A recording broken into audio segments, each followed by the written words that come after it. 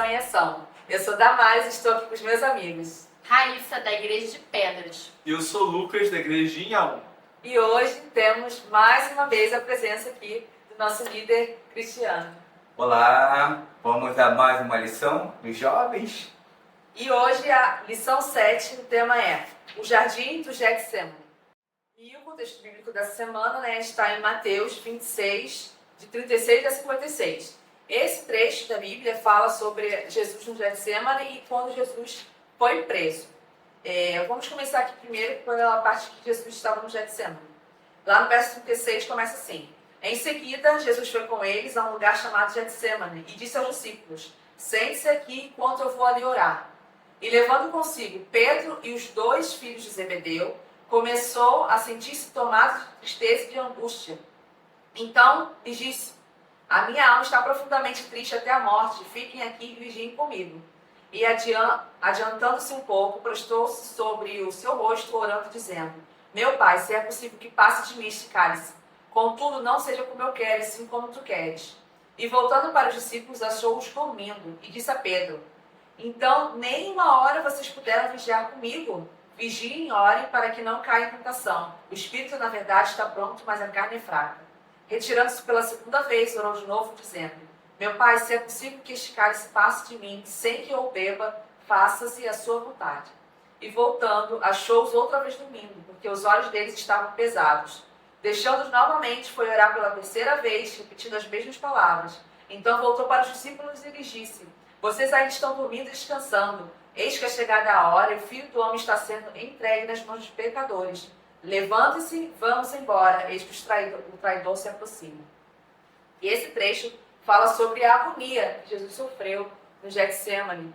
Ele levou 3 discípulos com ele, levou todos os discípulos ao Getsemane, mas mais 3 para ficarem mais próximos a ele, para que estivessem intercedendo ali por ele. Mas eles, muito cansados, acabaram dormindo, não vigiaram, não estavam ali orando, intercedendo por Jesus. Jesus sabia que precisava ser feito aquilo, mas Jesus estava no corpo de um ser humano. Ele sabia que seria uma dor insuportável a morte de cruz. Mas ele estava ali para salvar a humanidade. Mas ele fez o pedido, Meu Pai, se é possível que passe de mim este cálice, contudo não seja como eu quero, e sim como tu queres. Ele sabia que seria dolorido, que humanamente não seria legal passar por aquilo ali. Mas ele sabia que a missão precisava ser cumprida. Então, nesse primeiro trecho aqui do contexto bíblico, fala sobre Jesus no Getsemane e como ele se sentiu desamparado, por seus amigos, seus amigos mais próximos. Quando ele precisava de alguém que estivesse ali apoiando ele ou consolando ele nessa questão que estava se aproximando, porque eles sabiam que estava se aproximando. Ainda acho que não entendiam o caso ali, a gravidade do que aconteceria, mas Jesus sempre procurou adverti-los. A gente leu nas lições anteriores sobre Jesus estar advertindo, estar despedindo pouco a pouco dos discípulos. Mas mesmo assim, os discípulos deles não foram capazes de estar ali amparando, consolando Jesus. E Jesus sabia que precisava passar por aquilo, mas estava sofrendo por causa disso. É interessante porque aqui a gente já percebe que a história ela ganha um aspecto mais sombrio, Os discípulos eles não entendiam exatamente o que estava acontecendo, mas eles percebiam que o mestre não estava bem, que tinha alguma coisa errada acontecendo ali, Ele estava visivelmente abalado, estava vulnerável, E aí ele chama esses 3 para estarem com ele ali e eles adormecem. Que é uma coisa que, assim, a gente fala hoje, nossa, mas que é absurdo. Mas não dá para julgar muito, porque provavelmente se fosse a gente, sejamos sinceros, a gente, quando está no espírito, também vai se enfraquecer e adormece em momentos que não teria que adormecer, Então, isso acontece com ele, e o mais interessante é que Cristo, ele toma a decisão de continuar. Ele poderia ter ficado com raiva, ele poderia ter fugido da missão, ele poderia simplesmente ter ido embora. Mas não, ele fica até o final, mesmo com aquela sensação, aquele fardo mesmo, Aquela sensação pesada, ele está triste, está isolado, Mas como diz aqui em Mateus 26, 56, tudo isto, porém, aconteceu para que se cumprissem as escrituras dos profetas. Então, nessa semana, a gente vai entender aqui um pouco mais como que essa autor esteve ali naquele momento do Getsemane e, enfim, que lições que a gente pode aprender com isso. É isso que vê. E quando nós pegamos a lição também de segunda-feira, aqui vem falando compreender. O que nós iremos compreender? O cálice amargo. Você já comeu uma comida que você não queria comer? Já experimentou, já fez aquele Muitas vezes. experimento, muitas legal. vezes. Não é legal, não é legal. Não é. E Cristo ele sabia disso, ele já sabia o que iria acontecer. Tanto que o mestre ansiava por uma companhia, um apoio humano. É tipo a gente no escuro, a gente está precisando de uma ajuda, tá no escuro, tá no breu, está precisando de uma ajuda, não tem ninguém que possa apoiar, ninguém que possa ajudar, porque sabe que o cálice vai ser muito amargo. Aquele remédio ao qual mamãe sabe que é para curar, mas quando a gente é criança, a gente não quer tomar. E aí uma brincadeira que eu falo muito com os meninos aqui do colégio. Eu comento com ele aqui, vocês não sabem o que é óleo de rícino de bacalhau. Nem o que é isso.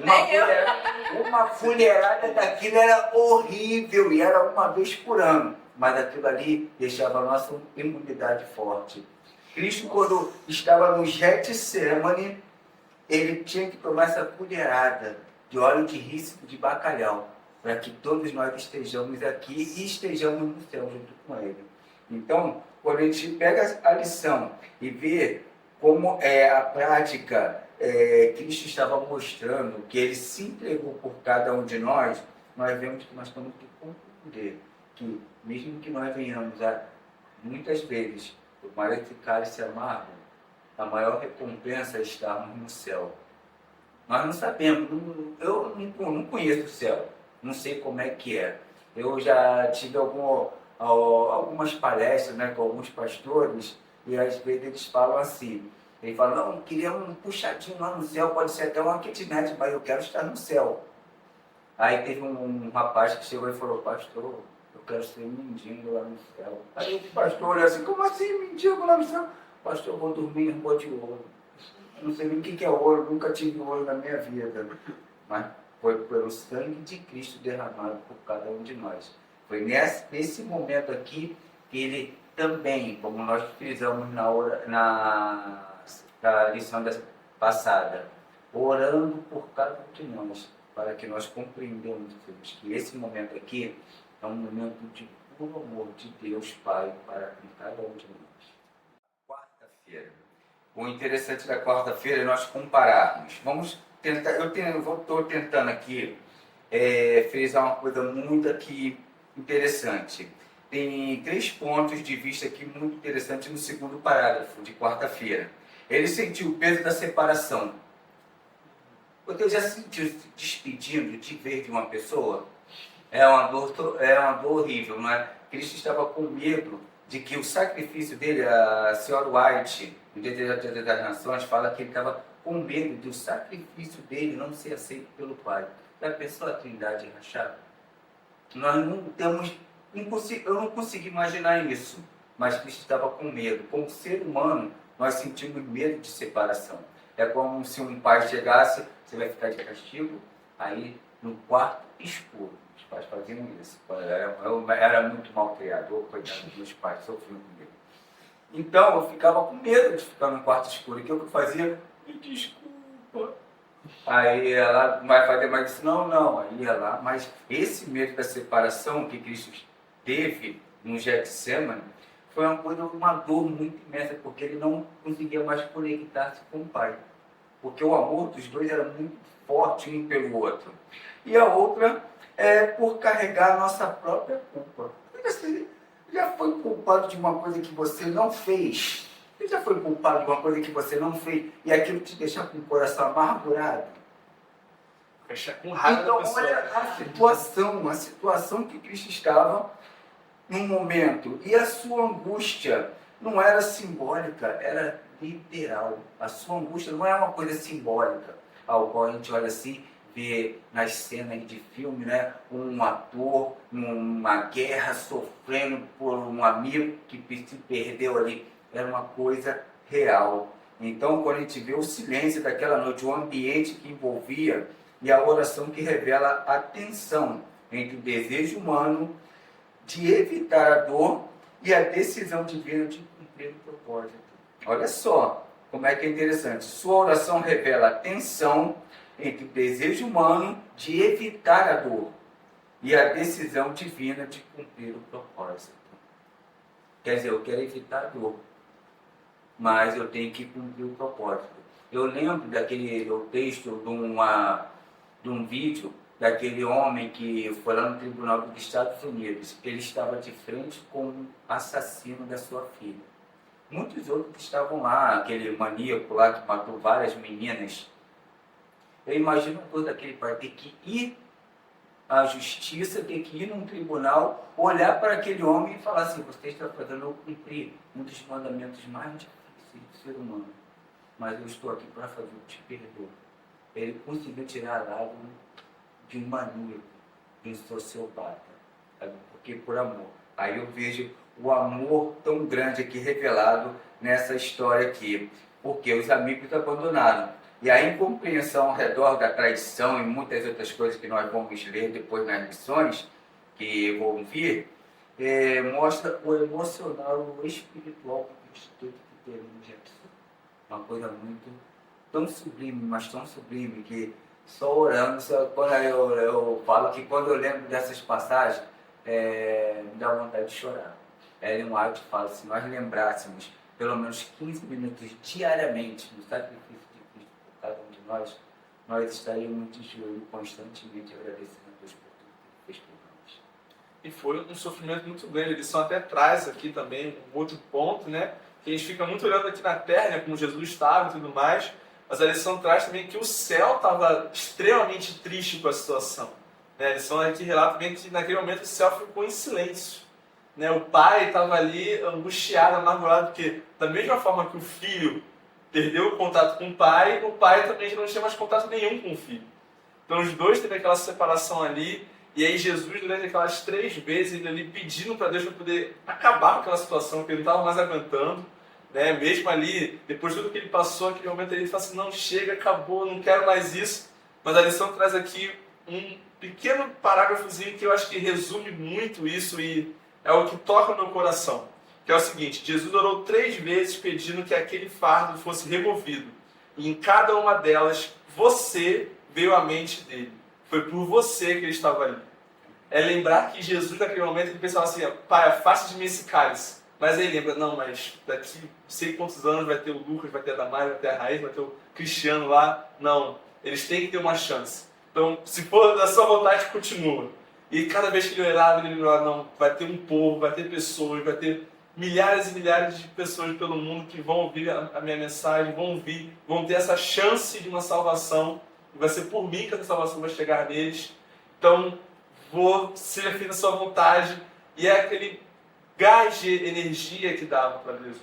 Que foi aquela pequena faíscazinha que tinha toda vez, que fazia ele: não, vou continuar, eu vou continuar. A gente até comentando aqui, né, todas as vezes que ele voltava para os discípulos, precisando do apoio dos discípulos, não tinha apoio nenhum. Porque toda vez que ele voltava, estava dormindo. Ele acordava, voltava, dormindo. Até na 3ª vez que Deus ali falou assim: não, chega. Que se nem o ser humano está conseguindo apoiar você, eu vou apoiar você pessoalmente. Mandou um anjo ali para poder apoiar Jesus naquele momento. Porque Deus sabia que Jesus não conseguiria passar por aquele momento sozinho. Ele tinha total noção que naquele momento ali Jesus estava nas últimas, do modo mais literal possível. Não tinha mais energia alguma no corpo dele. E com a presença ali do anjo que Deus mandou, Jesus conseguiu se recuperar, conseguiu se recompor. E aí começar todo o processo que ele passou posteriormente, né, da crucificação. E aí fica a pergunta dessa semana, né? Como também muitas das vezes nós adormecemos, né, nos ensinamentos de Cristo, e quando Jesus mais precisa que nos sejamos atentos, na prática, o que isso significa na frase vigiar e orar? Nos versos, né, que a gente lê sobre o Getsemane, sobre Jesus sendo preso, a gente entende que os discípulos foram levados até o Getsemane, mas faltava um discípulo ali, que era Judas. Porque Judas tinha se vendido, né, para entregar Jesus aos fariseus. E, enquanto isso, né, Jesus orando no Getsemane ali, Logo após, chega Judas com o povo todo, né? E naquele momento, né, a gente pode ir lá em João, que também detalha isso muito bem, essa parte de Jesus sendo preso, nos versos 4 e 5, quando eles perguntam quem ele é, ele fala, eu sou. A gente vai dar uma lida aqui. João 18, de 2 a 5. E diz assim: Judas, o traidor, também conhecia aquele lugar, porque Jesus muitas vezes havia se reunido ali com seus discípulos. Tendo, pois, Judas recebido a escolta e alguns guardas da parte dos principais sacerdotes e fariseus, chegou a este lugar com lanternas, tochas e armas. Então Jesus, sabendo de tudo o que ia acontecer com ele, adiantou-se e perguntou-lhes: a quem vocês estão procurando? Eles disseram: a Jesus, o Nazareno. Então Jesus lhes disse: sou eu. Ora, Judas, o traidor, também estava com eles. Quando Jesus disse: sou eu, recuaram e caíram por terra.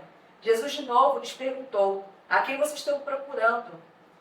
Responderam: a Jesus, o Nazareno. E aí lá no verso 8, Jesus disse: já lhes falei que sou eu. Se é a mim que vocês estão procurando, deixem que esses vão embora. Ele fala para que os discípulos, né, sejam liberados, porque os discípulos estavam ali com Jesus.